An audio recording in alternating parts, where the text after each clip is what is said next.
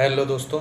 मैं हूं आपका दोस्त अमित और मैं काफ़ी सालों से स्टॉक मार्केट में हूं। आज हम इस वीडियो के थ्रू बात करने वाले हैं कि क्या चीज़ें हैं जो एक स्टॉक ट्रेडर को समझनी चाहिए। सबसे इम्पॉर्टेंट क्या एक चीज़, एक पॉइंट अगर मैं बोलूं तो वो क्या पॉइंट हो सकता है? हाँ, पैसा बचाने का, पैसा बनाने का। तो आज हम एक स्टोरी के थ्रू ये जानने की कोशिश करेंगे कि क्या क्या गलतियाँ मेन होती हैं। तो इस स्टोरी के थ्रू, जो हम स्टोरी डिस्कस करेंगे, इसके थ्रू हम ये सीखने की कोशिश करेंगे। तो उससे पहले मैं आप चाहूँगा कि आप लोग जिसने भी अभी तक मेरे इस चैनल को सब्सक्राइब नहीं किया है वो सब्सक्राइब ज़रूर करें और अपने दोस्तों के साथ इस वीडियो को शेयर करें, और सो दैट अगर वो स्टॉक मार्केट में है तो कुछ समझ पाएँ कि क्या चीज़ ऐसी है जो उन्हें नहीं करनी चाहिए। देखिए, क्या करना है मार्केट में वो आपको कोई भी बताएगा, बट क्या ऐसी चीज़ है जो हमें नहीं करनी चाहिए वो हमें बहुत ज़रूरी है सीखने की। अगर आप सक्सेसफुल एक ट्रेडर, एक इन्वेस्टर बनना चाहते हैं इस मार्केट में, तो आप दोस्तों के साथ, उन दोस्तों के साथ ज़रूर शेयर करें जो इस मार्केट में है या इस मार्केट में आना चाहते हैं। तो एक तो ये पॉइंट होता है। इसके अलावा अगर लाइक और कमेंट ज़रूर करें। इसके अलावा अगर आपकी कोई भी क्वेरी होती है या आप चाहते हैं कि किसी और टॉपिक पे मैं वीडियो बनाऊं, तो आप वो भी कमेंट बॉक्स में कमेंट कर सकते हैं। तो चलिए दोस्तों, स्टार्ट करते हैं अपनी एक स्टोरी के द्वारा। एक मिस्टर शर्मा है, मैं नाम लेना नहीं चाहूँगा, पर्टिकुलर नाम नहीं, तो एक उनको हम मिस्टर शर्मा के नाम से हम बात करेंगे। तो मिस्टर शर्मा एक हैं जो स्टॉक मार्केट में काफ़ी सालों से हैं, और ये स्टोरी इसलिए मेरे काफ़ी करीब है कि वो जो मिस्टर शर्मा हैं वो मेरे साथ एक कंपनी में थे, जिस कंपनी का मैं एक पार्ट था एक टाइम पे। उस टाइम पर वो उस कंपनी में थे, और he was commodity trader. Clients को सर्विस देना, एडवाइजरी एंड ऑल, वो सारे काम थे। एडवाइजरी तो नहीं कह सकते, बट हाँ आप कहते हैं कि ऑर्डर पंच करना एंड ऑल, ये नॉर्मल काम था, और वो कमोडिटी से जुड़े हुए थे, कमोडिटी ट्रेडिंग से। तो आप समझ सकते हैं कि अगर वो इतने सालों से कमोडिटी में हैं, कमोडिटी ट्रेड करवा रहे हैं क्लाइंट्स को, तो उन्होंने बहुत सारी चीज़ें देखी होंगी। वो चाहे लॉस होता है, चाहे प्रॉफिट होता है, मार्केट में सर्किट कैसे लगता है, मार्केट ऊपर कितना जाता है, मार्केट नीचे कितना जाता है, तो ये ऑब्वियसली देखा होगा। तो अब मैं सबसे मेन बात आप लोगों को कहना चाहूँगा कि जो लोग समझते हैं कि जी मैं 3 साल, 5 साल, 7 साल, 10 साल से मार्केट में हूँ, या मैं अभी नया नया आया हूँ, तो आप ये बिल्कुल ना समझें कि सिर्फ इस एक्सपीरियंस को लेके आप पैसा बना सकते हैं, है ना, या आप पैसा गंवा सकते हैं, कुछ भी XYZ। मतलब आप ये बिल्कुल ना सोचें कि आज मैं नया हूँ तो क्या मैं पैसा नहीं बना सकता, या ये ज़्यादा टाइम से है तो ये पैसा नहीं गंवा सकता। तो मैं जिन शख्स की बात आपको बता रहा हूँ, इन्होंने करीब करीब 30-40 लाख का लॉस इन्होंने किया हुआ। आई होप सो इतना ही हो, है ना। तो अब ये वापस आते हैं स्टोरी पे। तो ये ट्रेडर हैं और कमोडिटी के साथ एसोसिएटेड हैं, काफ़ी करीब से कमोडिटी मार्केट को समझते हैं। तो ये इनको अपना कुछ फंड मिलता है, जो शायद किसी प्रॉपर्टी को सेल आउट करने के बाद या किस चीज़ से इनको वो चीज़ मिलता है, कुछ फंड इनके पास आता है। तो एज यूजुअल हर किसी का माइंड, अगर वो थोड़ा भी जानता है या समझता है, तो वो स्टार्ट करते हैं ट्रेडिंग इन कमोडिटी।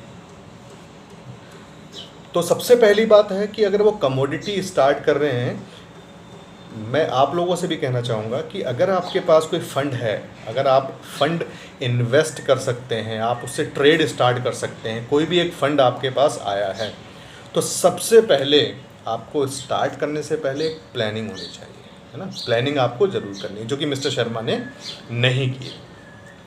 क्यों? क्योंकि उनके पास तो बहुत बड़ा एक्सपीरियंस है, 10 साल का एक्सपीरियंस है, 5 साल का एक्सपीरियंस है ना।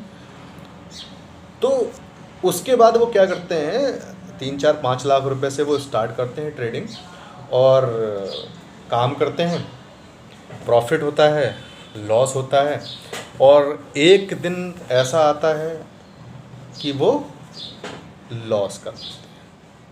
जब उनको पहला लॉस होता है तो उनको लगता है कोई नहीं, ठीक है, होता है, रिकवर हो जाएगा।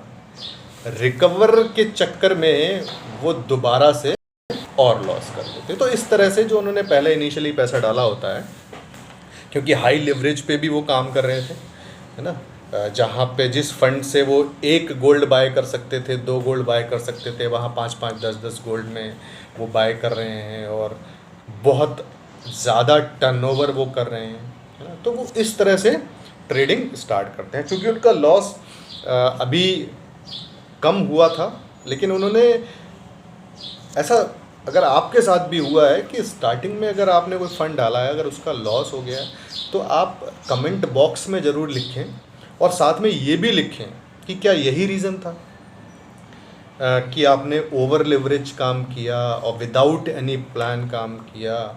पहले आपको 10,000 का सपोज़ लॉस हुआ, उसके बाद आपने रिकवर के चक्कर में आपने 4-5 लाख का लॉस करे। तो अगर आपके साथ भी ऐसा हुआ है तो कमेंट बॉक्स में कमेंट ज़रूर करें। तो स्टोरी पे वापस आते हैं। तो जब उनको 4-5 लाख का जो फर्स्ट टाइम उन्होंने पैसा डालता है वो पूरा लॉस हो जाता है, फिर क्या होता है, फिर उनको लगता है कि अब मैं इसको रिकवर करूँगा। फिर यहाँ से उनकी ज़िद स्टार्ट होती है, फिर डालते हैं पैसा, फिर लॉस होता है ना। डिस्कस हमसे होता है तो हमने उनको बहुत समझाया कि आप ज़िद मार्केट से ना करें, और पैसा डालते हैं, फिर ज़िद आ जाते हैं, फिर उनको, फिर क्या है, लास्ट, फिर धीरे धीरे उनको ये लगने लग जाता है कि मुझे एक ही ट्रेड चाहिए अपना पूरा लॉस रिकवर करने। क्यों ऐसा क्यों सोचता है इंसान? जब वो क्वांटिटी बढ़ा देता है अपनी, है ना, जहाँ 1 गोल्ड, 2 गोल्ड, 5 गोल्ड से उनको लॉस हुआ था, अब उन्होंने 10-10, 20-20 गोल्ड में ट्रेड करना स्टार्ट कर दिया। तो ऑब्वियसली उनको ऐसा लग रहा है कि मैं हैवी क्वांटिटी के साथ हूँ, तो मुझे रिकवर करने के लिए एक चांस चाहिए, है ना। तो शायद आप लोग के साथ भी ऐसा होता होगा कि अगर मुझे लॉस हुआ है तो मैं ये सोचता हूँ मैंने अपनी क्वांटिटी बढ़ा दी, और अब मैं सोचता हूँ मुझे एक ही चांस चाहिए अपने लॉस को रिकवर करने के लिए। तो अगर आपके साथ ऐसा हुआ है तो आप ज़रूर कमेंट कर सकते हैं कमेंट बॉक्स में। तो धीरे धीरे फिर क्या होता है, एट लास्ट उनके साथ ऐसी सिचुएशन आ जाती है कि उन्होंने सारा पैसा गंवा दिया होता है, और इवन मेरे सामने ही उन्होंने एक अपनी कुछ एफडी थी वो भी उन्होंने ख़त्म करी होती है, और उस पैसे को ट्रेडिंग में ही डाला होता है, और वो अपना सारा लॉस उस समय कर चुके थे। और आई होप कि उन्होंने उसके बाद ट्रेड ना किया हो, अगर किया होगा तो उन्होंने लॉस ही लिया होगा।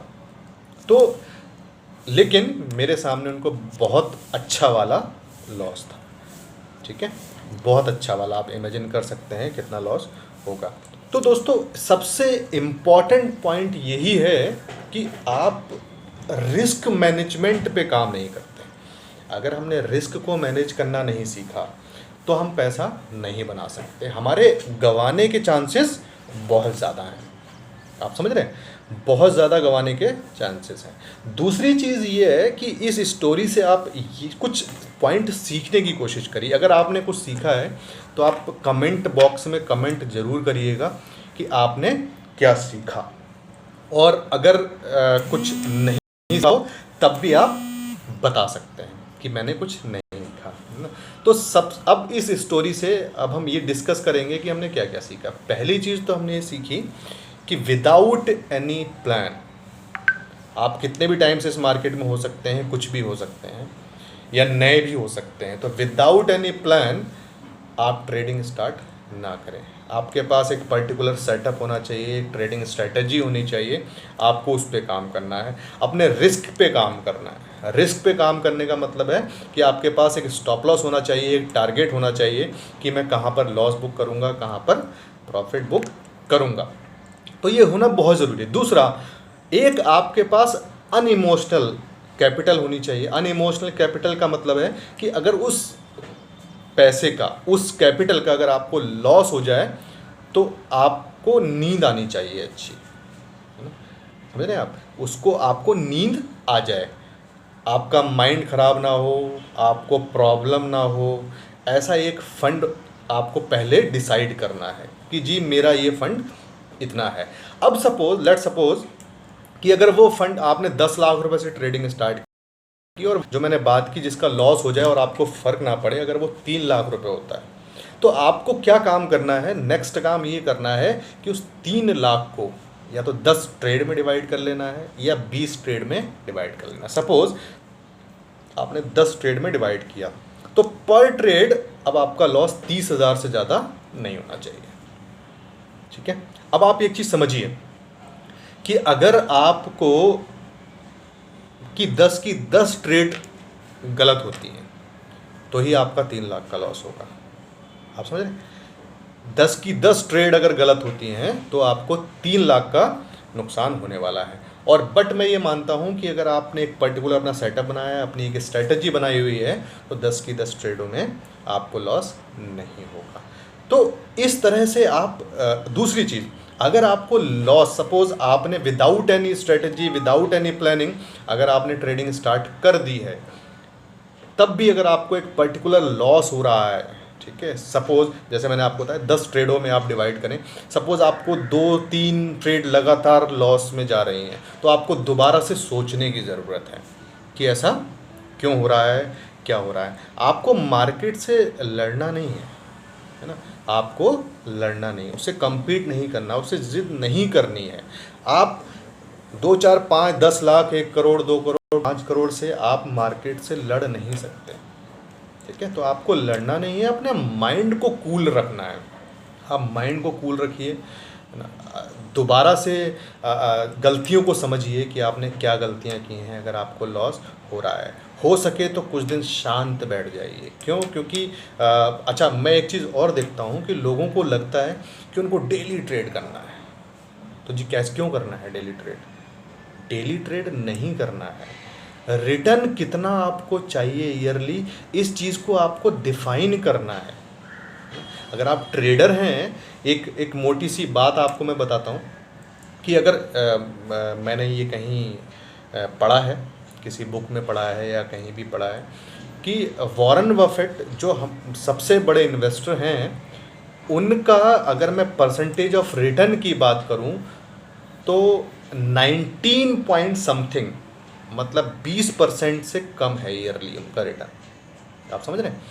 तो क्या है कि और वो हर साल है, ठीक है, तो कंटिन्यू उनको मिल रहा है। तो आप सब, तो अगर आप ट्रेडर हैं और आप ट्रेडिंग कर रहे हैं तो आपको, मुझे ऐसा लगता है कि 3% तक आप मान सकते हैं कि 3% मंथली भी अगर आपको रिटर्न बन जाता है तो बहुत अच्छा रिटर्न होता है। वैसे इससे ज़्यादा हो सकता है, बट 3% ठीक है ना।